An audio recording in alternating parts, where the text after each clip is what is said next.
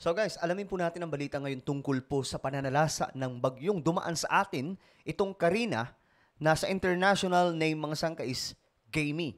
Ngayon, tignan po natin ang balita dahil nga po nanalasa na rin daw po ito sa China.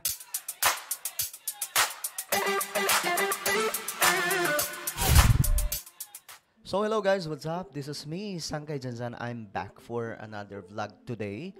At eto nga po sa ating vlog ngayon, iaalamin po natin ang nangyari sa China. Kasi alam nyo, ang China mga sangkay hindi pa rin po nakaka-recover ngayon. Iba't ibang klaseng sakuna ang tumama sa kanilang bansa.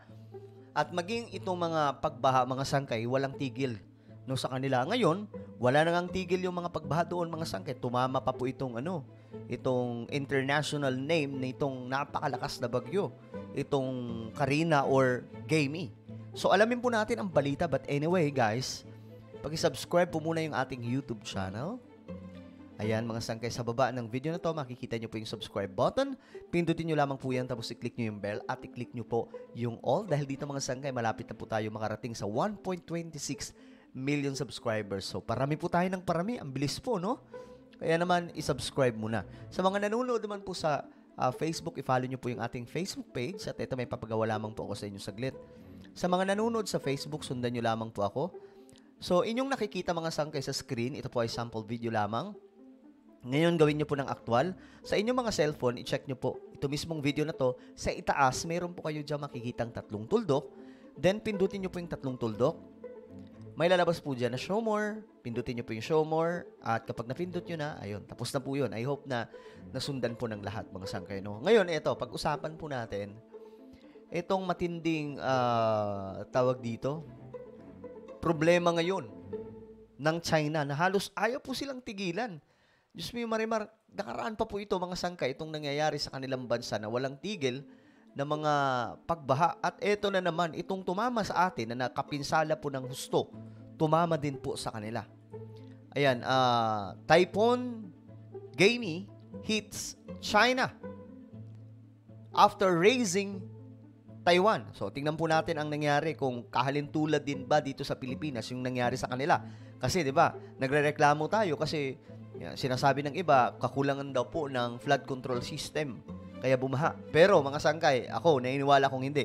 Tingnan natin ang China kung binaha din ba sila. Kasi I'm sure, may mas matitinding flood control system ang China. Devastating impact. This powerful storm, the most formidable to strike China this year, unleashed torrents of rain and ferocious winds as it made its way inland. The storm has already wreaked havoc in Taiwan and the Philippines. Our next report getting you the details.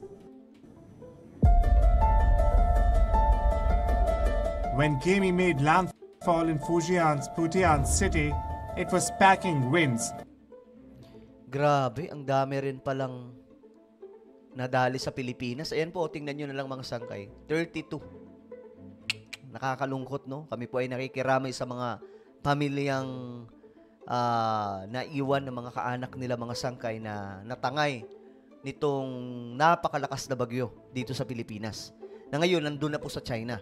Of up to 100.8 kilometers per hour. Ayan, nearly. Mga nasa, daw po, 630,000 na mga tao doon sa China ay tinamaan. A slight decrease from the 118.8 kilometers per hour recorded on Thursday night. But it was enough to disrupt the lives of nearly 630,000 people in Fujian, with almost half of them forced to evacuate their homes. Despite being downgraded to a tropical storm. Oh, ayan na ha.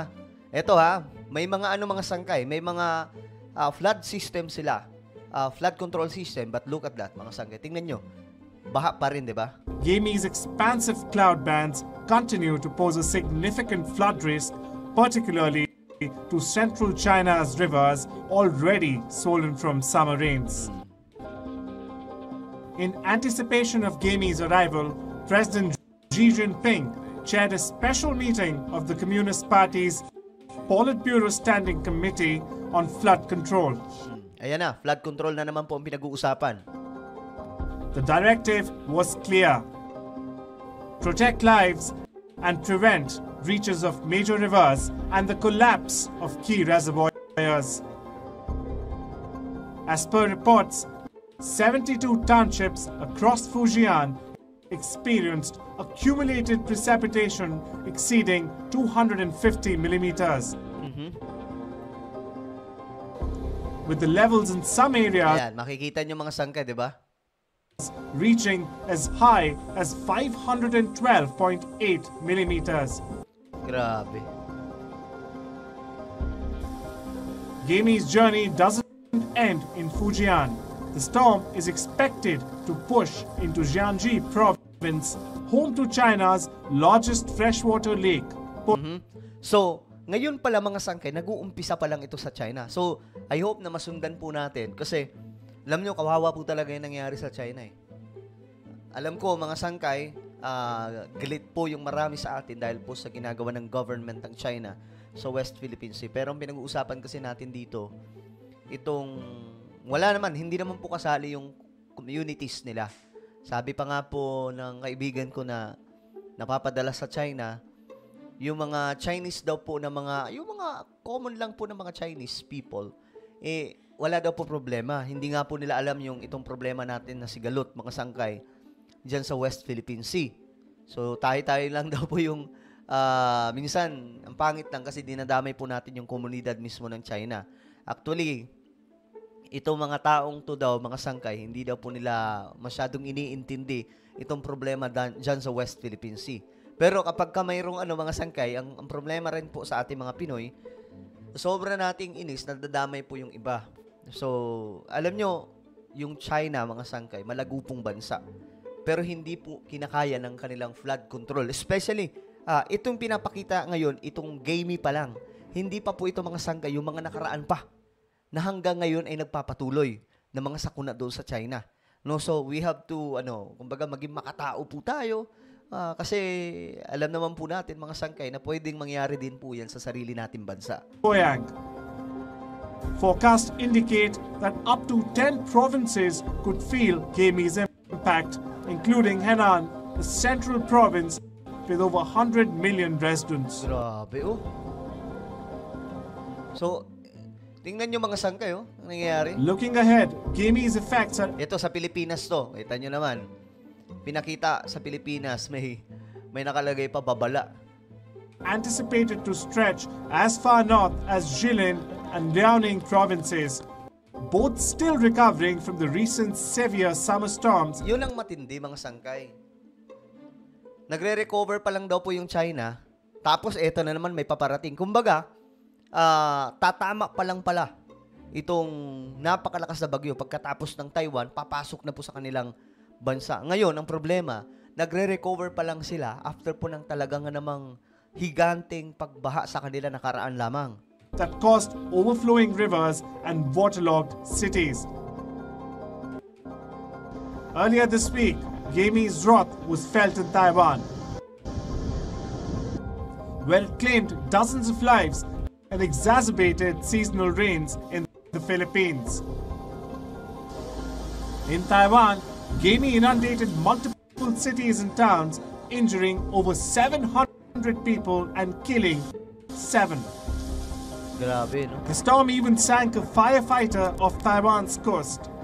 Rescue operations were intense, with nearly 1,000 people pulled from floodwaters in inflatable boats, Grabe. as reported by the Taiwan government. Alam nyo kasi, ito po ay climate change. Kahit po sa Pilipinas, yun din po yung sinabi ng mga scientists. Pare-pares po sila ng sinasabi ng iba pang mga scientists na ito nga po ay dahil sa climate change kaya po nangyayari ito. So, we have to be ready. Bago po talaga mahuli ang lahat. Yung flood control system, yung tayong mga Pinoy, yung mga pagtatapon natin ng basura, tigil-tigilan na po natin yan, ha? The Philippines wasn't spared either. Diba? Tingnan nyo ito mga sangkay. Sa Pilipinas to eh. Tingnan nyo yung mga basura, oh.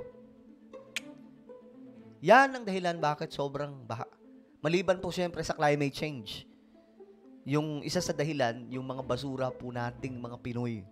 Saan-saan lang po natin tinatapon.